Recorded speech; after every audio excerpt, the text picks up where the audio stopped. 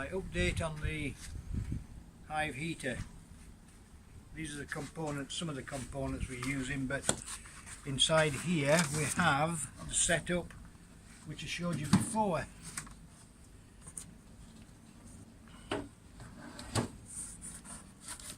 We have thermostat and we have the heater. These heaters are on, and if you come around here you can see the lights on.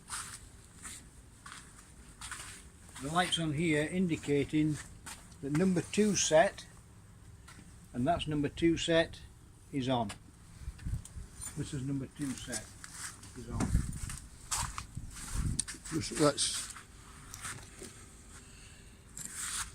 These are condensation heaters.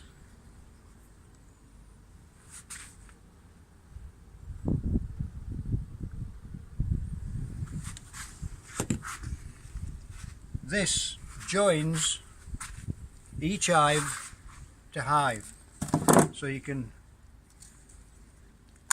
unplug them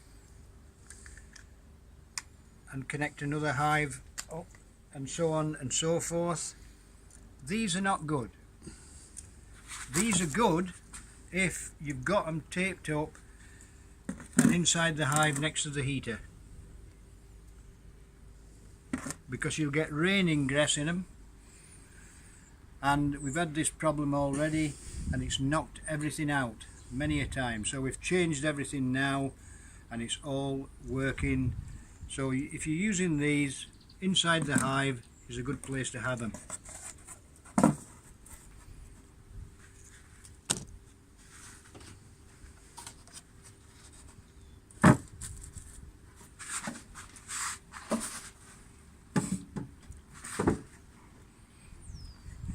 There's been a lot of systems used, but they're mostly used with light bulbs and blow heaters and stuff like that. But this is the middle of March, the bees are flying, it's cold, it's 12 degrees or less because the heaters are on, they're set at 12, and this is what we have after the winter. This is the strength of the hive inside, which to me looks pretty damn good.